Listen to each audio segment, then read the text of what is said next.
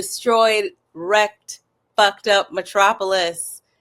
It is your host, Vanessa, Keenan, Mike. How are you guys doing? How did you? We just saw each other, so I mean, I know how you guys are doing. But for everyone who doesn't know, how are you guys doing, Mike? I'm doing okay. Today could be better. But yeah, I'm just trying to take one thing at a time. So yeah. Yeah. How are you doing, Keenan? Days have been better, but I'm moving along. This was yeah, today. Yeah, everybody's going through it this week.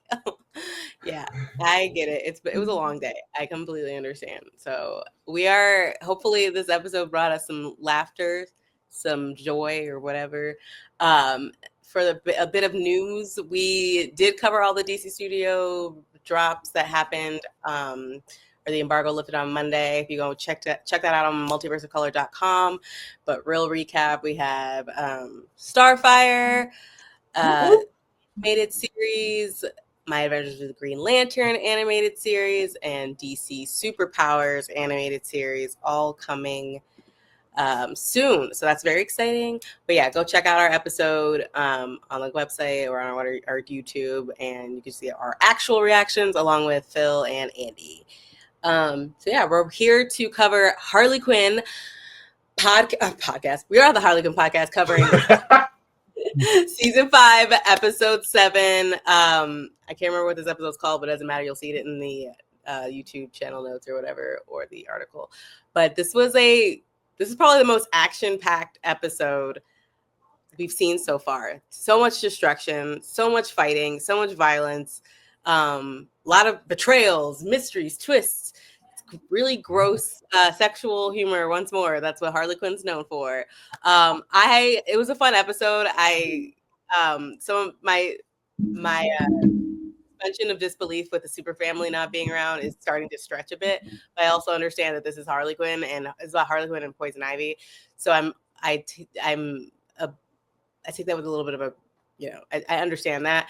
But yeah, what were your guys' overall thoughts on this episode? We'll dive into all the stuff, but we cover Frank's funeral, we meet Frankette, we see the Dutch immersion school finally. Much of the Dutch immersion school. Right, like Jesus, someone on the writing staff definitely has a kid doing a dual immersion language class, because they put this so much into the season. Brainiac gets blamed for Brank's death, and then we find out it's not actually Brainiac. What did you guys think of this episode, Keenan? I had a good time. It was a lot. And I mean, I don't know if I said this already, but oh my God, it's Lena all along. It's been Lena. Mm-hmm. What did you think, Mike? Yeah, I kind of called it, saying never trust a Luthor. I've seen Smallville, even though I've seen, I think that's her name. Yeah, it is Lena, right? In Smallville, but just it was something else. It was Tess Mercer. She found out later on that her name was she was adopted. Her name was actually Lena or something. Lena Luthor. Yeah. Yeah. Right. So yeah, we've been down this road, before. So welcome to your first DC story, I guess, for people. But yeah, I like the fact that this is more of not exposition episode, but just kind of getting through, like wrapping some plot points, moving the story further, and not like kind of just delaying things. Still mystery about, like, in terms of what's Lena overall plan. I mean, talked it with Brainiac, but at least now we get to a point where it's like, hey, Harley and Ivy conflict with Brainiac and stuff. So it kind of wrapped that point. Now he kind of MIA for the moment because he's shrunken down and stuff. And now Lena is the full-on villain, which it's nice to see again. Balance. Not just have angry man villain and against these women. Like no, that's and also kind of going to I was suspecting a Justice League Unlimited type of like Luthor Brainiac hybrid. But at least you got somewhat close to it. But she just took, just took the ship in control and everything. A painful scene, but yeah. Listen, I just watched Hellraiser for the Rewind podcast, and it was very much giving me she's turning into a Cenobite. Like, what is happening, Lita? Yeah, that was a wild scene. I honestly was surprised that like it went that far, but like it makes sense. Like we were speculating at the very beginning of the season what if Lena was involved or what her overall role was, how is this going to work out? And in the same vein of a lot of Brainiac Luthor stories, usually it's Lex Luthor and Brainiac tussling, but this is a Luthor and a Brainiac. They're always at odds or working together, and it makes sense that the relationship would end this way. And it's funny that it's went down this way instead of it wasn't like some like tug of war for power. It was Brainiac's just depressed and he just doesn't care. And so like I thought that was a really funny, clever, and sad way to kind of like have him just kind of be essentially nerfed for I guess however long he's gonna be, for Lena to like really take over, because she is going to be like the main villain, I guess, for the rest of the season. Right. I liked the way they like went about that. But let's talk about the funeral for Frank. We'll talk about Lena and Brainy at the end, but I want to talk about the Frank funeral and Frankette. We saw a glimpse of her in the trailer before the season started, and so everyone, all the Harley Quinn fans were like, "Oh my god, oh my god, oh my god! Is this like?" They were speculating who Frank, this little like plant with the bow is, and now we know who this little plant is. It's Frank and Ivy's basically their biological daughter. I don't know, which is funny because Frank just called Ivy mom, so I don't know. Their plants have a strange breeding thing.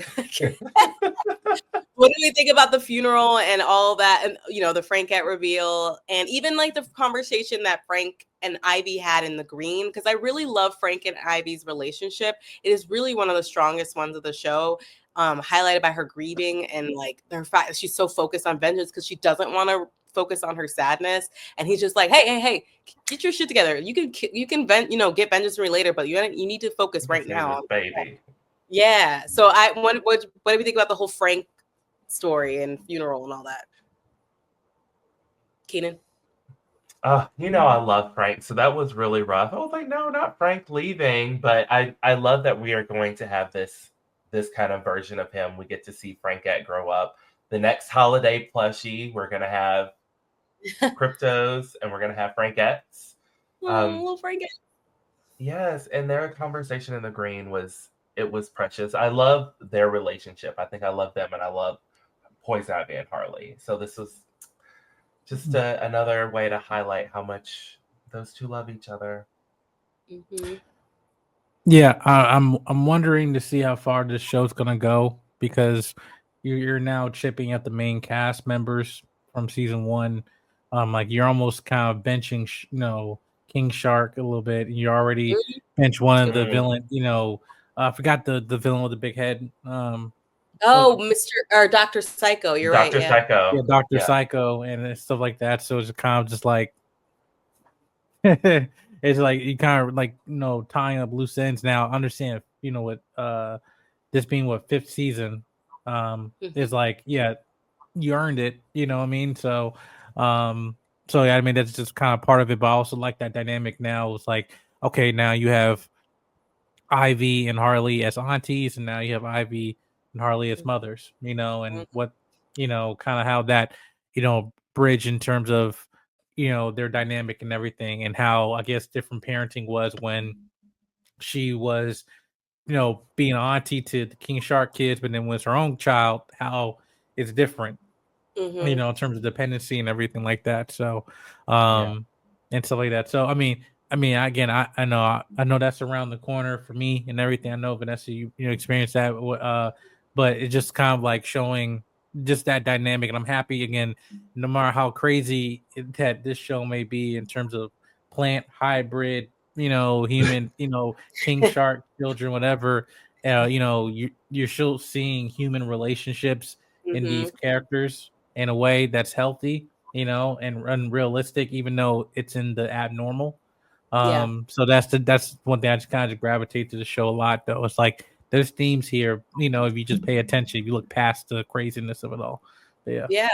That's a good point. We actually see 3 different four different versions of parenthood in this season alone. We see Joker with his stepdaughter. We see Bane with his stepdaughter. We see, or with his adopted daughter, I believe. We see King Shark. King Shark, Bruce with his kids, King Shark with his kids, and then so it's really 5, and then Harley and Ivy with Frankette now, and all of them are very different. But a lot of the common theme is that these parents are like super overwhelmed and like aren't the best parents to their kids. Most of them aren't that great. Like King Shark is like never with his kids, it feels like. And Bruce is just like a terrible person all in general, this version of him. But it's like they're trying. And I think that's really important. Like Bane is so involved. He's so involved in his kids' lives versus like King Shark, who feels like he's never around them. So I think it's actually so smart and like realistic, I guess, which is crazy because this is a silly show, but it's realistic to showcase this, how different parents like they're all different. All their parenting styles are different. The way they approach parenting is different. And I like that. Now that I'm at the age, like I'm a mom, it makes you feel like, I don't know. I like seeing it on screen. I like seeing the different options and being like, oh my God, this is why I would never have 8 fucking kids. Like there's just like, it's just nice to see that. But it was a good point. Like I think that's a lot of parenting, and like seeing Ivy kind of just reject it from the beginning is interesting, because she doesn't want to deal with. That means if she accepts Frank's actually gone, you know? Right. So I think that's got to be hard on her. Let's talk about Lena. Beautiful Lena. And the way she clocked the fuck out of Harley and Ivy. She didn't need to take Frankette for any reason. Except for what? To weaken them. And that is like the whole point of the show. The fact that Harley made a deal with Lena, Frank's murderer, didn't tell Ivy at first, and then was like, oh, I did it. Ivy blows up at her. This is their weakness. Their weakness is not being strong together. And Lena exploiting that is so smart, because she's been stalking them basically this whole season, showing up at their house, inside their house. And I thought that it was so smart, like so clever of her to say that at the end, when she was like, oh, I don't actually care about Frankette. Like, I just know that this is a wrench in their relationship, and they're weaker without it. So love that. What do we think about that and her transformation, and her kind of just being a mastermind, and I don't know, she's just cool. I kind of love Lena. It was great. I love it. Absolutely diabolical. I love it when a pot just comes together, when she's like, okay, now it's time to lay everything out on the table. There's always something satisfying about those scenes. I agree. Yeah, I feel it's also another example of, people keeping people out of your relationship, and then when people are seeping through, how dangerous that can be for not only yourself as the individual, but for each other and the entirety of the relationship. Because again, she acting like all buddy, and not even having boundaries, not just as you as an individual, but as a couple. And it's not talking about intentions; it's talking about prevention. In terms of establishing like, hey, I'm, come in your place in your home or whatever like that. There's a certain way I should act as a person if I actually care about you, So, yeah, I think this is kind of showing that even how there's a suchness from being nice and being kind. Nice is an act. Kindness is who you are. Yeah. So it's like, Lena was never a kind person. She was nice because all the things she was giving, Ivy and Harley and all that stuff, and moving them in, but it was because the intention of what she wanted for her own self and everything. You see how far she's willing to go, but then that's also a part of not only gaslighting but also narcissism, because she's saying, I didn't need to take the kid, but I'm just this is gonna do something so I can have power. Or hey, this play is not moving in the pace that I want it. Let me go kill him. It just because you let it play out, whatever. Like, no, I'm bored. I want to stir things up. So yeah. So yeah, that's true. The Luthers regard everyone as their playthings. Like they think of themselves as superior to everyone. So it makes sense that she would move like that. And she's very manipulative. She's been manipulative this entire season. I did forget another parenting example, Brainiac with his kid. and he's he's like the perfect example of like that cold father that you can never like make happy or never please. He's always like, you could do better than that. Yeah, well, you got an A minus, you should have got an A plus. Like those are all the different types of like parenting like I appreciate that we see, and I wonder if we'll see more. Like obviously John Kent does not exist in this universe, so we can't like we're not going to see that the Superman and Lois parenting, but I would like to see more examples of like that in the season. I don't know how many we have, like 3 episodes left, 8, 9, 10. Yeah, oh my god. So actually the season's probably gonna start wrapping up. But anyway, Brainiac being depressed. Speaking of Brainiac being depressed over Coco still carrying over to this episode, and him addressing the audience again, which is always throws me off. And him just like watching the musical over and over, like he's just eating those little like microchips or whatever, and like I just felt so bad for him. This show does a really good job of making you feel bad for or feel empathy for villains that you normally wouldn't. Like there's a point where like I was like there was one point in the previous season where I was actually on Joker's side, because I think it was like that scene with the heart, I think Two-Face or whatever. That one, I can't remember which one it was, but I was like, and this show is so good at that because I normally hate the Joker. So it's fascinating the way they're writing Brainiac. I think he might like I said, I think this is my favorite version of Brainiac. What do we think about that? And any last thoughts before we wrap up? Because I think we covered everything, unless you guys want to dive in deep on the Dutch immersion school. And oh yeah, I guess he destroyed Metropolis. He's destroyed Metropolis. His depression led him to just destroy. It was like, well, you guys are gonna kill me, so I'm gonna destroy Metropolis. I'm crazy. good, yeah. But yeah. What are your thoughts, Mike? I mean, I think kind of relatable. You know, going at my depressed season like years ago. You know, just sitting there. You know, stuff was like, yeah, been there. You know, and I think also the fact that, again, about the sympathy for him is, you know, he has, you know, I will not say insecurity, but his head of not letting things go and striving for perfection is therefore is imperfection in his own mindset. And I think that he's slowly realized that, well, I am actually insane. I'm not the intellectual guy. He's really coming to grasp with that. So he's going through like an identity crisis with their internally, and by doing that, projecting outward the third person, you know, talking to the audience. But him also destroying Metropolis, like, hey, it's about time. Hey, you know, hopefully we get Superman or something. You know, I'm waiting for like a pod to drop in so we can get Kara or something. I don't know. I'm not gonna have my expectations up for this show. I just let it be. But yeah, I just felt this was realistic. But I do agree with you. Like in this show, even how they blanket all these DC characters who are in the dark, you know, especially when like the Batman ones, like all these characters, but yet you see them through a new lens. So you have sympathy for Bane, for Clayface, for, you know, all these characters, Riddler. But even then, it's just like you're seeing all like in different lenses, but at the same time, it's like you're showing their humanity. So like when cinematically, when we do see some of them wondering why we love them, like, well, that part of humanity we've got in comics, but now people can get in the, you know, younger audience can go watch this in the show, which is, you know, the beauty about different, you know, mediums and everything like that, you know, now. But yeah, but aside from that, I don't really have any speculation for next week's episode. I'm just, you know, on for the ride, but I'm glad to move in the plot. And but yeah. Cool. What did you think, Kanan? You know, I normally don't love a story about making me feel sympathy for my villains, but this show does such a good job of making me go, oh, that hurts. Like, I feel bad for Brainiac. I feel for him. I'm definitely same, Mike, been there, know exactly what that whole situation looks like. So I'm interested to see how the rest of this is going to go. I did forget when we were talking about Lena to mention just how they closed out on her giving us an Ursula like cackle. Yeah. I was like, not her channeling her Ursula right now. I'm here for it. That's true. I was going to say something I completely forgot. Do we have any sympathy for Lena? I don't.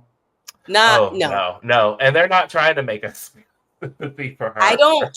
And that's what I think I like the most about her, is that she's unsympathetic, because she's a dick to everyone, unless she's like being nice to them to gain something. She's kind of a dick. And I like that. I like that she's just like, whatever, like it's just so over the top, like a very Cruella de Vil-esque like kind of woman who just doesn't give a shit. Like I'm just gonna I want this, so I'm going to have it. Like, okay. Mm-hmm. So I think she's fun. I don't feel bad for her at all. And I don't know if we actually ever will. Maybe we will. I don't know. But yeah, I was going to say something and I forgot. There was a bringing up thing and I forgot. Actually, maybe not. Is there any other things that you guys can think of that you want to cover about this episode? Whenever I have children, I know if I'm a parent and I'm into cussing, maybe if I have a boy, maybe just between him and his mom don't find out, maybe. But just like I'm not, you didn't hear it from me, whatever. But that was just a nice moment. Just Yeah, that's cute. know. Yeah, that was cute. And it's so funny because I'm having to censor myself because Ivy's repeating everything that I say. My daughter Ivy, not the TV Ivy. She's repeating everything I say. And like I said ass the other day and she went ass. And I was like, So now I have that scene, and this the first time I watched that scene, that hadn't happened yet, and then I watched it again. I was like, oh my god, I had this moment with my daughter, and it's not as cute. I was like, don't say that again. But I didn't react. You're not supposed to react. Toddlers will just repeat it. So that's my number one advice. Going through this, don't repeat, don't react, or don't react. They will actually absolutely repeat it. But anyway, this is a fun episode. We got a new character. We got officially done with Frank. Unless we see him in the green, which I assume we'll see him again. Shout out to JB Smoove, who has been killing it as Frank the last 5 seasons, and hopefully this is not the last time we see him or hear him, I guess. But I'm excited to see more of Frank. And yeah, yep. So yeah, you guys visit multiverseofcolor.com for any of the latest news about DC Studios. Literally, go watch our stream we just did on Monday about all the new stuff that came out for DC.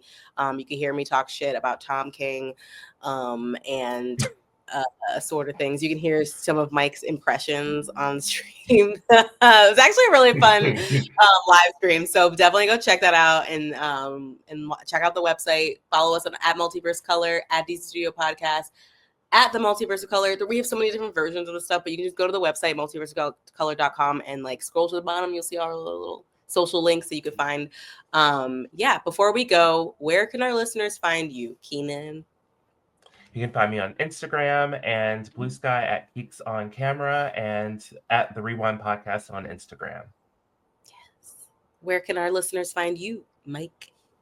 Yeah, you can find me YouTube, Instagram, Twitter, all socials at Jedi Mike 7. I already dropped a video essay today on Star Wars related and everything going on right now, but I got stuff coming later this month on the DC side and everything. So yeah, that's so looking forward to that. But yeah, everywhere at Jedi Mike right here. Nice. And you can find me at Vanessa Shark on everything. I'm not sure why mine says Multiverse of Color, not my name. Yeah, but my whatever. Name's changed too. I was like, wait, hold up. What's going on here? You can find me. Yeah, I have a website, vanessashark.com, that I update periodically.